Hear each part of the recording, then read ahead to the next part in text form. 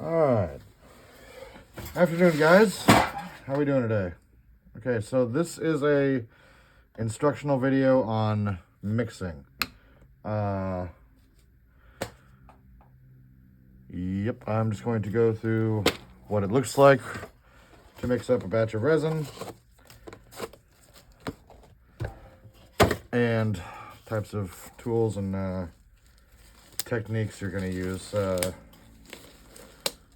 friend of mine, one of their friends or their boss or their something like that, wants to do themselves a little bit of countertop resin, and despite my protestations that it's not a good idea for somebody who's never done this before to try it on a whim, they're insistent. So I figured I would at least have this video that they can watch so that maybe it won't be a complete disaster. And yes, if you're watching this, that is a warning, good sir. Okay, so you need a measuring cup. This is polypropylene, I believe. I can't remember. But it's just a plastic mixing cup with a little bit of give to it. Something that you're not going to use for any other purpose, or that you can easily throw away, or something like that. Sorry, my mat is just a mess. Okay, so clear markings on measurements. And you take your resin. This is part B. It's usually any kind of 2 or 3 part resin will part A and part B. You want to start with part B. If your resin is a 1-to-1 mixture, you will be pouring the exact same amounts of part A and part B. You just get a little bit less bubbles if you start your mixture with part B.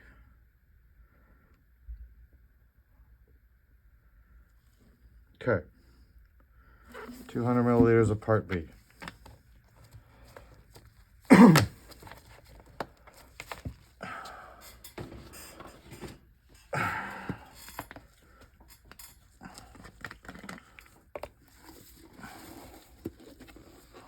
And part A.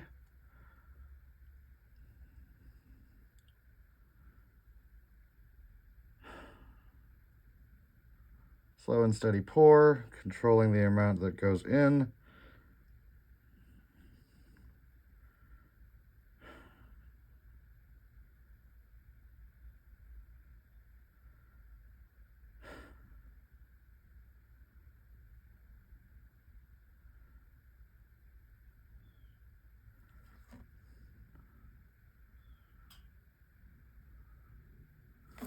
That brings us up to 400. So 200 of part A, 200 of part B, ta-da. All right. So you have your stripy liquid.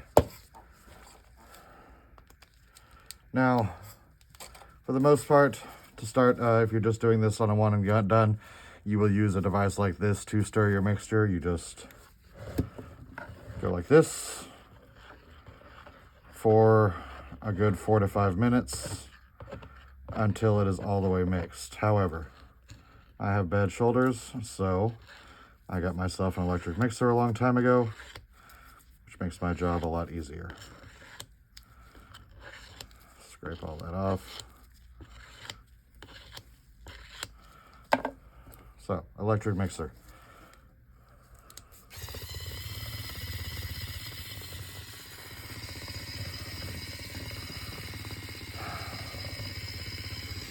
So for first little bit, you're going to be cloudy, which is normal. That is just the beginnings of the 2 pieces mixing, the 2 parts mixing.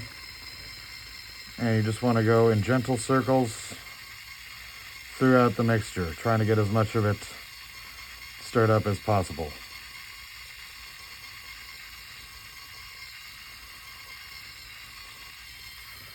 You want to make sure you scrape the sides and the bottom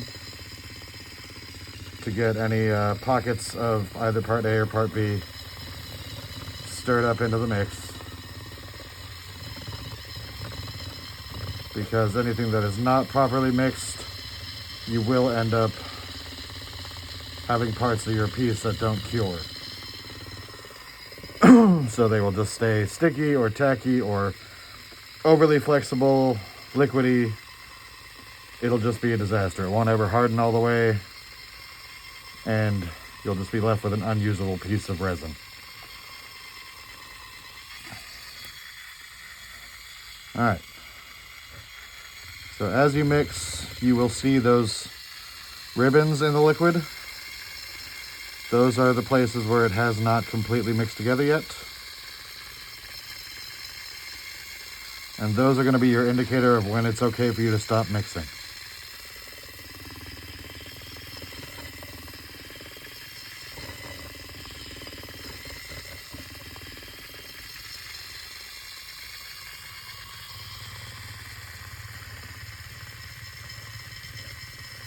Make sure you get up to the surface level.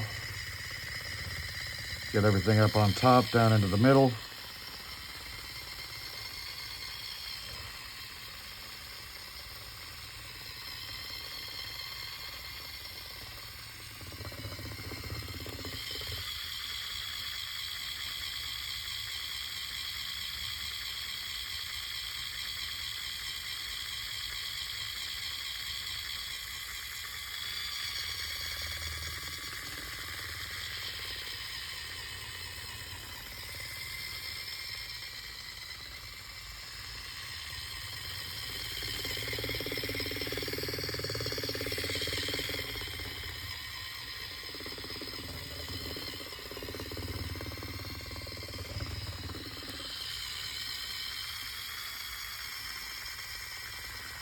Make sure as you go, you just keep scraping the sides and the bottom.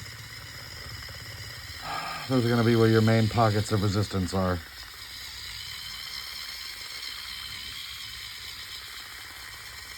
All right, I don't really see any more ribbons. So I'm just gonna keep going around the sides of the container to make sure I didn't miss any spots.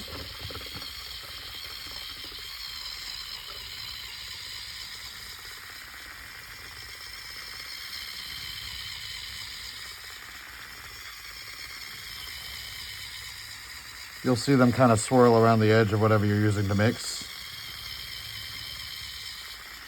But I think I might be good.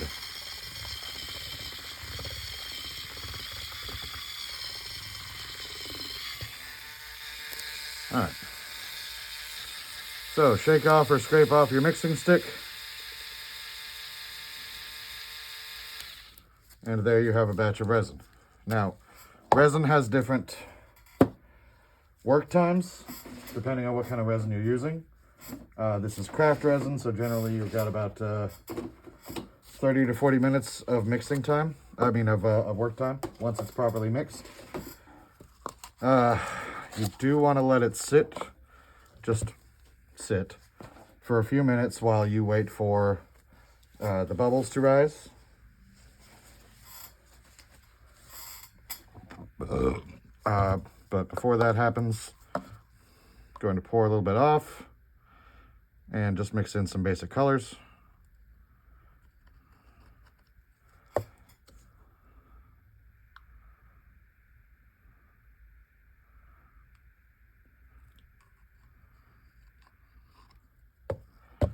Okay, so this clear will stay clear.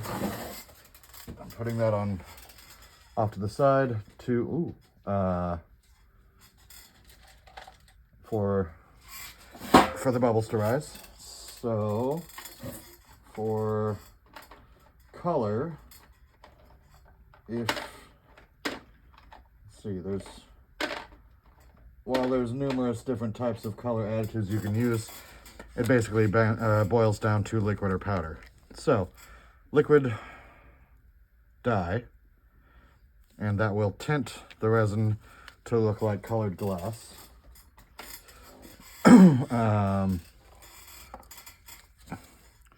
Just a little popsicle stick, and then you just stir it up. Make sure you do not do this process until your resin is all the way mixed and you have no more ribbons. So this is your final step before you start your project. Just make sure that's stirred all the way up.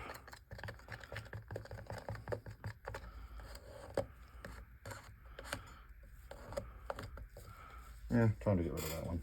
Okay, there we go. A little bit of blue dye resin. And then for powder, there's different types of powder, but essentially what you want is mica powder for a basic project. And that is going to give you a pretty pearlescent color, which will be opaque.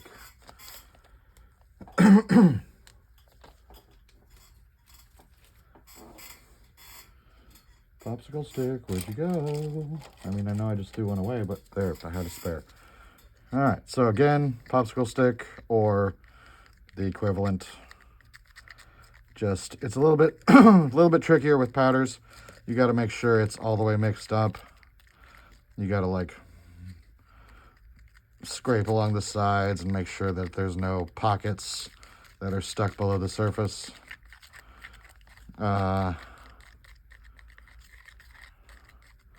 tend to mix a little bit fast, and that gives me a few more bubbles than other people. But I have a heat mat to help get rid of those, so I can cheat. But there we go. Just a nice roundabout motion. Scraping occasionally. Go up and down.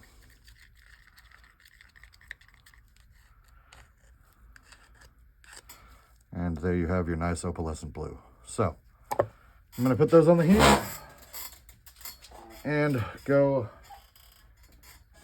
take a break before I start my projects. All right. Thanks for joining me, guys.